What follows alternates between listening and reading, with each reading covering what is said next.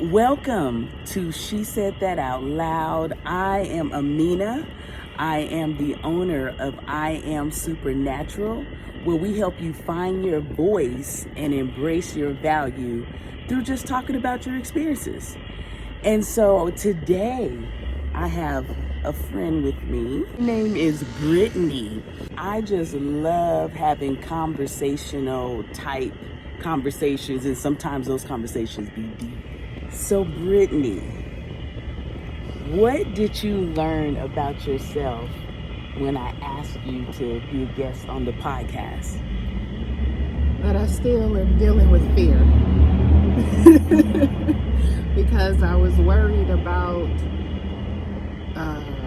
all these things of perfection and not realizing to just be me and see what that comes with, instead of trying to put something else out there or put a perfect version. Just be authentically me and see how that works out. That's powerful, because not too many people have that self-awareness to realize that their fear's still there. Yep.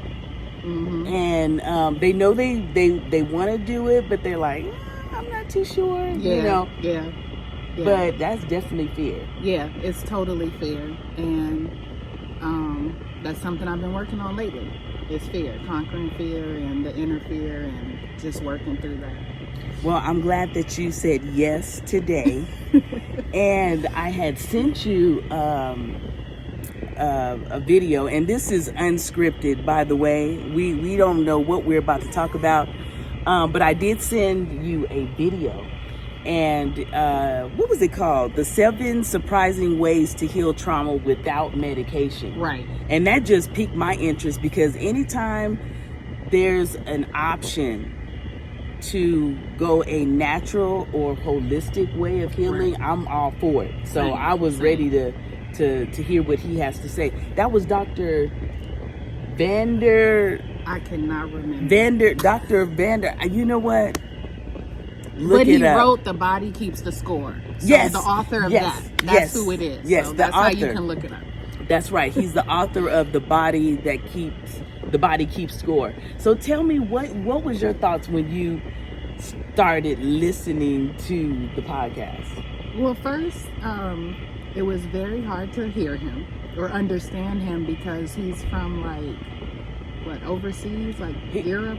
I don't know. I don't know exactly where he's from. But I think it's but it European was somewhere country. Else. Yeah, it's somewhere else. Yeah, and he, you couldn't really understand him, so I had to turn the volume up and really listen to him. It's one of those things where I really had to listen, look at the TV and listen to get what he was saying. So that was funny at first, but I do like the idea of a doctor speaking instead of a psychologist, I guess. Mm-hmm. Yeah. Mm-hmm. Well, when I was listening to it, I was kind of cringy. Right. I was like, oh, if someone else could deliver this message, right, because what he was saying was powerful. I was catching bits and pieces, and one thing that he talked about was how, and I wrote this down because I had to put some notes down. Trauma robs you from the feeling that you're in charge of yourself. Right. And I never even looked at trauma like that. Well, you know what? I've just maybe within the last few years started really learning about trauma. Right. Mm-hmm. What I liked what he started with was trauma versus stress. So when he said that trauma is a consistent reaction, let me see what he said exactly. And see, we take notes. Yeah, I'm big on that, because you need to go back to it. You're not going to remember everything, and sometimes, and it goes into trauma, when you're experiencing something, you need something to go back to bring you back to that place of peace. So that's why I like the idea of note-taking with all this stuff we're watching and learning, because we need to go back to it. Yeah. We're not going to remember it all. No. You know? And so the exact quote he said was, trauma is a reaction to minor issues as if they're a catastrophe. And that it's a consistent reaction when you're triggered. But stress is over. When it's over, it's over. You stress for that moment and say before work, you're going to work, it's over. you know? So I like that he started with that, letting people know the difference, you know, so people know trauma is a little more deep rooted, you know, and you got to get to the root to figure out, heal, or just know how to manage the trauma, because it might not go away. And you know what? And I think it's also finding the right person who's able to bring that out in you too. True. So he said that too, that you need people. Yeah. And I watched a documentary on Netflix, the Live to 100 doc, and they said the same thing. A few things I've been watching. What's the name of it? Live to 100. Oh, Netflix. Live to 100. Yeah, on Netflix. And they said the same thing. People. Because we think like we're supposed to be alone. We think go through stuff alone. You know, when people are like, forget the world, it's just me and only me. You know, you get in that thing when you go through stuff, and it's like, but sitting with your own thoughts is almost, can be destruction. And then if you sit too alone with your thoughts, they can go into negative. So you need people to bounce off of, and we've gotten away from, we do need love. We do need people. We need to talk. We need to vent. We need that whole community of people to get through things, you know? And so he brought that up as well, that you need people, and specifically people with trauma need people that relate. So like grief.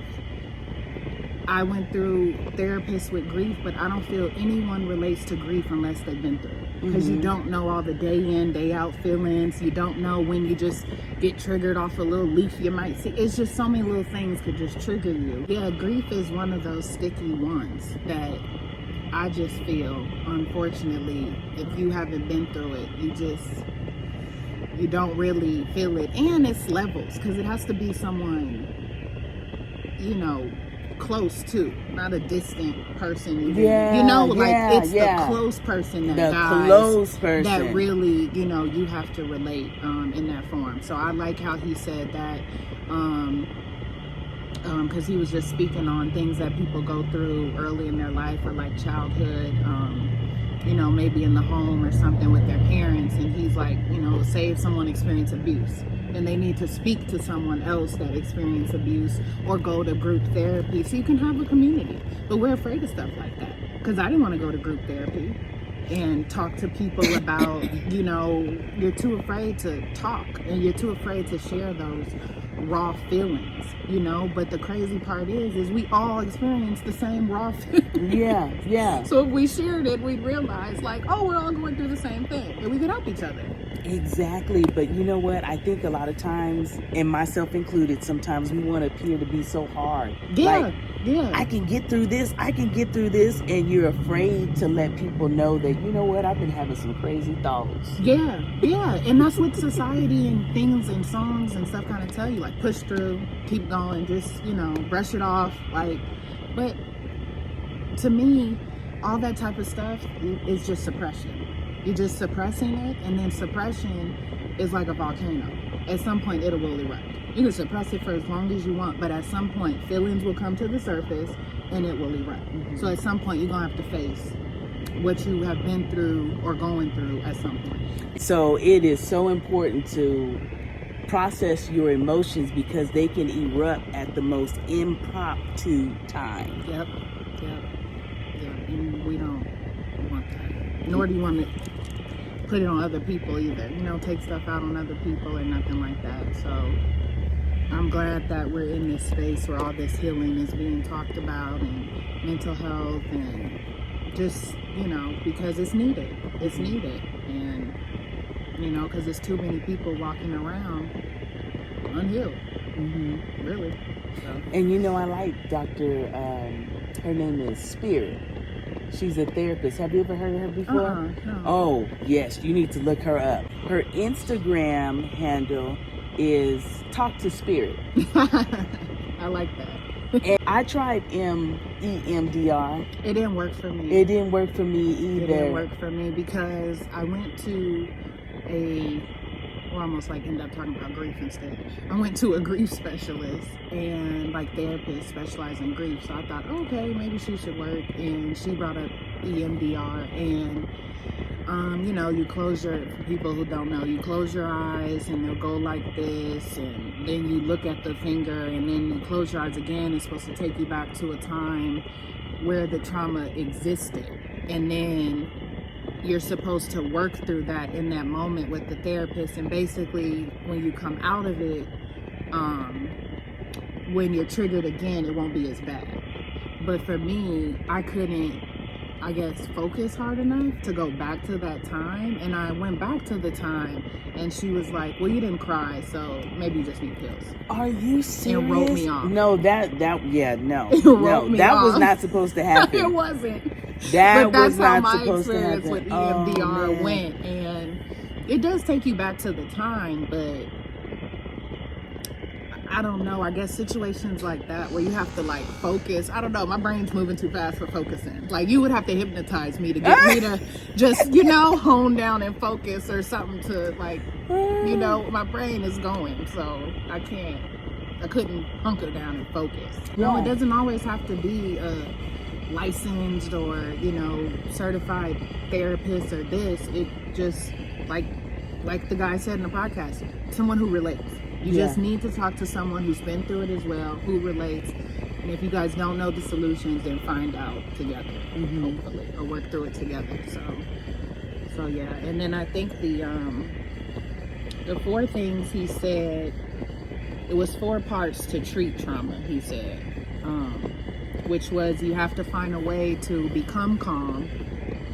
And then, and I tell people this all the time, like, they have to figure out how to get back to a certain place of peace. They have to, like, anger, sadness, whatever you're experiencing, you have to figure out how to calm down and get back to that grounding place where you can think, and then, try to think about it. Then, maybe come up with a better solution or idea around what you were stressing about. But people don't know what to do. People ask me, like, how do you do that? It's like, you just have to find little things within yourself. So, like, for me, if I'm overwhelmed, I'm going to go take a bath. Because that's going to calm me down, center me. I listen to certain music. That's huge. What's going in your ears is huge. So, maybe you need music to center you. I go listen to podcasts. If I'm down about where I'm at in life, then boom, I'm about to go listen to a whole bunch of entrepreneurs who done, became millionaires. Something to bring me back to that middle ground, or whatever. So people have to really find hobbies or something, yoga, working, some people leave stress working out, something. So they have to find that first. And then you have to figure out how to maintain the calm when you get triggered. So, like I said, I know when, like you said earlier, self-awareness. So I know myself very well. So if I'm feeling crazy, say I'm driving somewhere or whatever, I'm just gonna go home and just go figure it out, go take a bath, go sit on my balcony, think, meditate, pray for real, and ask for guidance, and you have to have those practices in play. And then he said the 3rd was be present, which is huge because we're all thinking about the future or we're thinking about the past. Yes. I heard someone say, and it was real good. She said, when you're thinking about the future, that's anxiety. When you're thinking about the past, that's depression. Makes sense. So that's why it's important to be in the present moment and focus on what you're doing right now. Yeah, and the present moment will take you out of those thoughts for a second. And the more you might be in the present, the more those thoughts of the future and past might start to go away because you're more in the present, enjoying yourself. You know what I'm saying? I don't care how down and out you are. Find something that brings you joy. Go out. If you can't go out for 2-3 months because you don't have any money, well, go out that one time within them every 3 months. Right, to get out and, do something. I think that's huge. And then the 4th, he said, don't keep secrets from yourself. And I think that's the biggest one because I tell people all the time, you have to get so real with yourself. I mean, all the way real. Like, we have thoughts in our head that we think about ourselves that we wouldn't tell anybody, or stuff we might know about ourselves we wouldn't tell anybody. That's the stuff you have to get in the mirror say it to you. Some people need to really look in the mirror, hear them saying it, so they can realize I look crazy, you know. And you have to break that down piece by piece and get better, figure out what you can do, you know. But you have to really get in the mirror. You have to be real with yourself. If you're not real with yourself, I mean, how are you going to get better or grow or move forward? You can't. Yeah, because you're not even aware. Yeah, you're not aware what the problem is with yourself. You don't even know yourself. Yeah. Right. So I love that one, because I'm always telling people, get in the mirror and get real with yourself. And I did that probably in like maybe 2021. I just got fully real with myself, and just, you know, with my fears, my things I would do because I was depressed or something, you know, all the stuff you make excuses for, just all that. And I was like, no, we gotta clear this to get further. You know, and I'm the type of person, I don't want to sit in depression. I don't want to sit in, you know, stay the same way till I'm 60 or something. Like, no, I want to keep growing and learning. Like, I don't want to stay stuck, you know. So, and I definitely don't want to stay stuck, but I do see how I mean, just in my experiences with the people that I know, I see how some people may not know who they are. And they don't even realize what they're doing. They don't even see the repetitive cycle that they're in. And in my mind, I'm like, well, do I say something to them? Because I think that might cause a little, that'll ruffle some feathers. Or you just let them come to the realization. They have to become aware themselves of what's going on with themselves. Yeah, and that's why I say self-awareness is about probably the first step to any growth, change, whatever. Because if you're not aware, nothing is going to happen at all. You have to be aware. And if someone makes you aware, you know, so, like at one point, once people started telling me things about myself, I would then go think, do I do this? Like, do I really do this? And I would break down a situation with them, or whatever they said bothered them. I'd break it down, like, do I really do that? Like, oh, okay, I did do that. Like, you know, like, so... so sometimes we don't even realize we're doing it. Yeah. And then I had to start telling my friends, like, certain things you have to tell me, or you have to stop me. I've been this way since however long. I think you probably start getting the way you are maybe like in teens and then early 20s, and then I've been the same for however many years. So I don't know, you know, and you're just so used to acting a certain way until you decide to change. Right. But then that goes into that interviewing yourself. Yes. How many people do you think really interview themselves? Not at all, because I don't think people really want to change. I don't think they even see the point of it. I don't think they see, like, say for example, well, no, I don't want to give examples because it could relate to too many people. But I mean, a person who just thinks they could have it all, they might think, oh, I don't have no change. I don't need to make any changes. I made it. I got the money. I got the house. I got this. I got that. Like, the way society laid it out of what success is, I have it all. So what changes do I need to make? You know what I mean? But you don't realize just your interactions with people, maybe a marriage or relationship you have with someone. It's like a number of things that could be changed. Do you know what I'm saying? So, and nobody's walking around perfect. No. Nor was there a handbook to go off of to say you're perfect. So we all got changes we could make. Yes, we do. And you know, one thing that I realized, that I used to think, oh, if I make this certain amount of money, then it'll just be perfect. Everything will be good. I'll live the life that I want. And then when you get the money, or when I got the money, I realized, oh, I mean, it wasn't even a big deal. It was just like, oh. But then I started realizing I'm doing a lot of the same old habits with money because there's a deeper issue. Right. Maybe it's, okay, I need to pay attention to my money a little bit more. I'm spending too much. Right. I'm not budgeting. Then you got to change. Yeah. I got to change that. You know what I'm saying? Yep. So if money doesn't make you. No. Money doesn't mean anything. You still have things that you need to change. Maybe you didn't interact with somebody in the proper way. Yeah. You see what I'm saying? Yeah, He and was just like rude. just like they say, money doesn't buy happiness. So there's plenty of people who have made it to where they think, is the top or whatever it is for them, and they think that's it. But there's so much more. I'll tell people, what do you like to do for yourself? Like a hobby or whatever. Like me, I like nature, water, Me too. greenery. I need to. Yes. So for me, I'm going to go visit a beach at some point during the year, or I would like to go to an island or something like that, to be by water, nature, something like that. And when I ask people, they're like, I don't know, because all they do is work and do nothing else. See, and it's like, so that's my point. With there's way more than just the, because like you said, when you get up there, then what are you gonna do?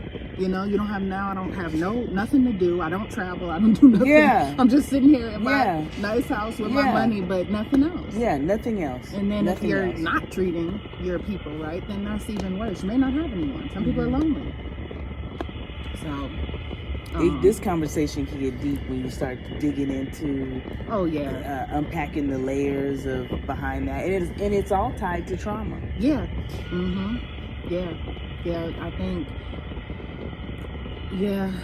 I think I think trauma really comes alive, I'd say like mid-20s and beyond, because that's when like people's childhood start coming into play. Like the doctor said, he said trauma comes out the most in relationships. Yes, because he sure did say that, and that is so true. Yeah, because you're sitting with someone, well, if you say you live together or something, or even if you don't, you're spending all this time with someone and close knit and stuff, and you're sharing all this stuff maybe about each other, and then behaviors, and then it's like once the honeymoon phase, behaviors show up. Will you do me a favor and subscribe to the channel? Thank you. Thank you for joining me today, Thank Brittany. Thank you for having me. I will definitely expect you to be on here again. Most definitely. Okay. Definitely. We got more to talk about. You heard her. She said she's going to be back. So to sum it all up, what was the name of it? 7 surprising ways to heal trauma without medication. 7 surprising ways to heal trauma without medication. I would encourage you to go watch that video. Just type that in. You just need to type in that title and you'll pull it up, because I'm sure that you'll get some type of what do you want to call it? What would you call it? You'll get some type of knowledge that you need in order to heal. Right. It's Dr. Ranjan, I'm not sure I pronounced it, Chatterjee. So RANJAN, Chatterjee. That's who they could Google. He has a whole podcast. Okay. And you know what? You never know. Somebody might want to get a hold of you after listening to this. So what do you want them? How do you want them to reach you? On email or Instagram? Email or Instagram. Instagram is BRITTSTARR, 2 R's, Britt Star. Okay. Well, that sounds good to me. Thank you for joining us today on She Said That Out Loud, and look forward to our next episode. Don't forget to subscribe, like, and share.